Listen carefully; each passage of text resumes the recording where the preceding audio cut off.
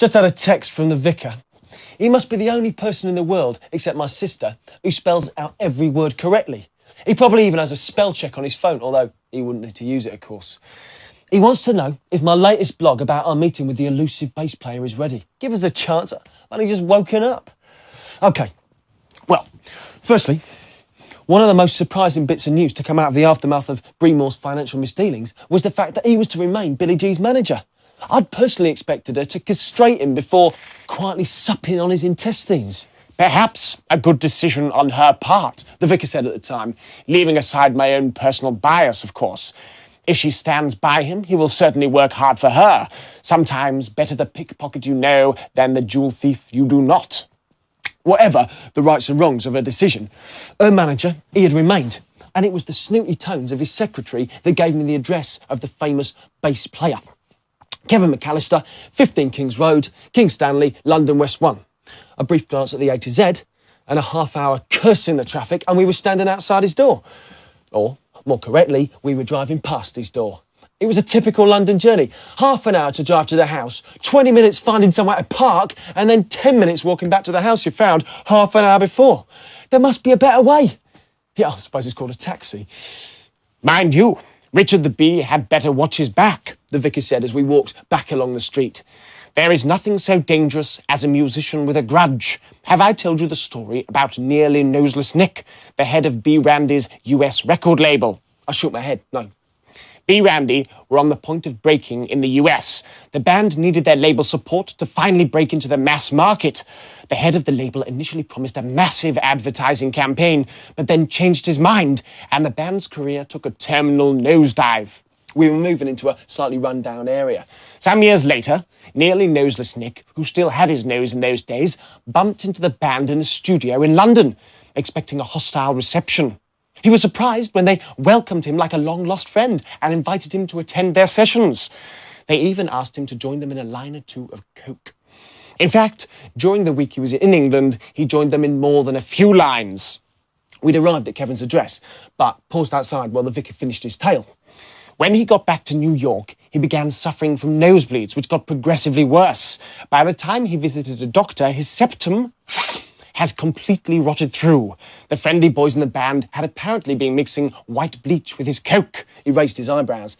And so now he is known as Nearly Noseless Nick, a warning to all against the wrath of an aggrieved musician. I trust Kevin McAllister will be altogether more civilised. We walked up the stairs to Kevin's house. The vicar rang the bell, and Kevin's wife, as we later found her to be, answered the door. I worded that way because my first impression was that she was perhaps a cleaner. Some of the vicar's snobbery must be rubbing off on me. A very good afternoon to you, madam. I am the vicar. I trust that we are not disturbing you. My manservant tells me that Kevin McAllister lives here. I expect to have the good fortune of working with him on the forthcoming tour of Japan with Billie G. Is the man of the house available? I would very much like to have a word with him, please. She didn't say anything to us, but moved out of the way to let us through and shouted into the house, "Kevin, there's someone here to see you!" We walked along the narrow hall and waited at the foot of the stairs to be greeted by Kevin, who came bounding up from the basement. He was nothing like I expected him. Why is it that the name Kevin always conjures up someone with dyed blonde hair, a girlfriend called Sharon or Tracy, white ankle socks and driving an XR3 convertible? I could not have been more wrong. I should have paid more attention to his surname, McAllister. For Kevin was nothing if he was not Scottish. He was a big bear hug of a man with long, messy red hair. He was wearing a Black Sabbath T-shirt with his arms cut off to expose tattoos on both his shoulders. "You're the vicar, are you not?" he said in a thick Scottish accent. "You'd better come downstairs." Fortunately, the vicar refrained from any jokes about penile warts, and we followed Kevin down into the large, messy family room at the back of the house. It was piled high with so much debris that it had either been rampaged by a herd of rhinoceroses or he had a large, extremely healthy tribe of children. Or perhaps both. He walked over to the sofa and with one sweep of his arm pushed all the junk onto the floor while moaning at his wife, who was standing in the doorway. "Women, can you no tidy the children's toys occasionally?" Having found us somewhere to sit, he picked up some clothes off the armchair and dumped them on a pile in the corner, saying, "And why do the wee ones' clothes have to live in here and not in a bedroom?" before closing the door almost in his wife's face and coming to join us. Do I detect that you have a large brood of dirty urchins locked in a cupboard somewhere? Asked the vicar, brushing his trouser leg as if something might be contagious. Oh, aye, we've got 4 of them. Though, fortunately, the eldest 3 are with their grandmother today, so we should have some peace. It is safe to say that the NHS will not exactly be needing to fund fertility treatment for you. More the opposite, perhaps. Aye, well, we got off to a quick start, as you might say. Ewan was born when we were only 17. They're all right, yeah. The mother needs to learn to keep them under control, that's all. Oh, I don't know. All mothers are inclined to be a trifle lenient. My own dear mother should no doubt have stifled me at birth and saved the world a good deal of heartache. Fortunately for Punk here, who would otherwise be jobless, it was not until my late teens that she realised, to her horror, that I was entirely worthless and that all her efforts had been in vain. The vicar smiled and moved his attention from his trouser leg to the dirt on the sofa around him. It is in the genes. After all, if every mother looked at her newborn baby and saw a disgusting, ugly, noisy, smelly little thing that's going to cause nothing but problems and enormous expense for the next 20 years, few children would survive.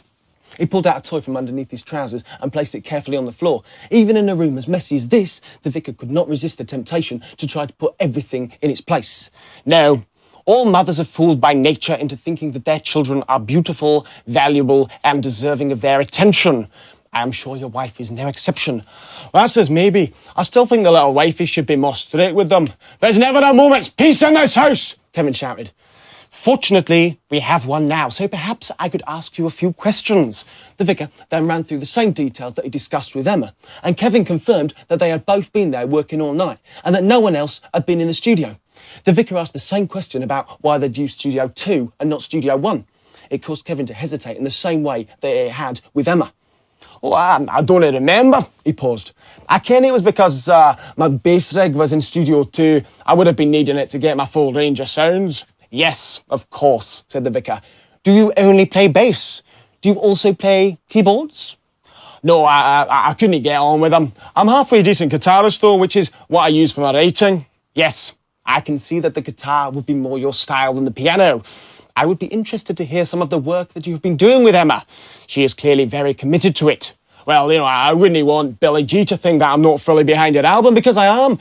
It's a pity that Emma and her can't just forgive and forget. I think that would be easiest for everyone, agreed the vicar. In the meantime, we must manage as best we can. He got up. Will you not have a wee dram while you're here? Kevin asked. No, thank you, the vicar said. I only drink sparkling water, beerless beer, and champagne, and I do not think it is quite the moment for any of those. Another time, perhaps. He shook Kevin's hand, which was simply enormous. Thank you for your help. We can see ourselves out.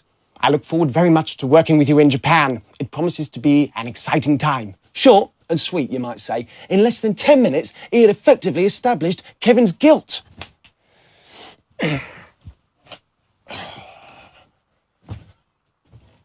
That boy's not cool. He's got ears the size of a deer face, broken nose and a twisted face, with a voice that...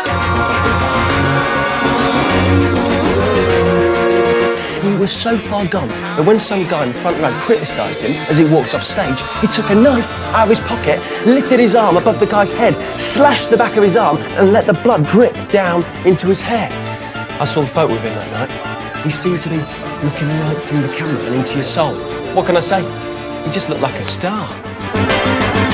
Oh dear, I've got dump microphone, she announced to an empty hall. Perhaps we could auction it off. One microphone, almost got dumped by Billy G.